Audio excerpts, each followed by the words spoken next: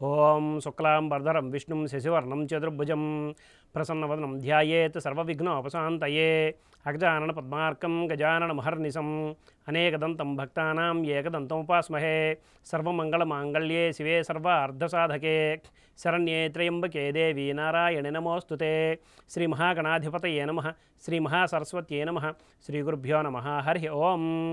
మైత్రి media ప్రేక్షకులందరికీ శుభోదయం.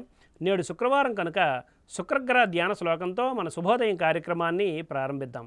ఓం హిమకుంద మృణాలాభం దైత్యానాం పరమం గురుం సర్వశాస్త్ర ప్రవక్తారం భార్గవం ప్రణమామ్యహం అనే ధ్యాన శ్లోకాన్ని శుక్రగ్రహ ప్రీతిగా నేడు అవకాశం ఉన్నంత వరకు పారాయణ చేయండి.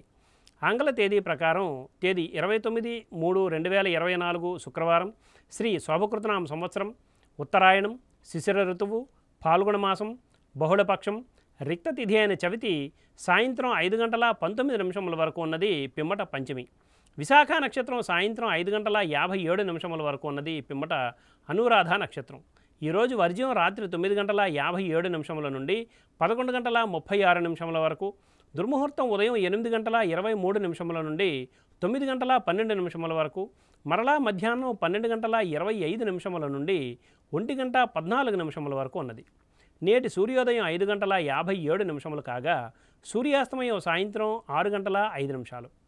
నేడు శుక్రవారం కనుక పశ్చిమ దిశగా ముఖ్యమైన ప్రయాణాలు చేయటం అనుకూలం కాదు, మరియు ఉత్తర దిశగా చేసే ప్రయాణాలు ధాన్యలాభాన్ని చేకూరుస్తాయి.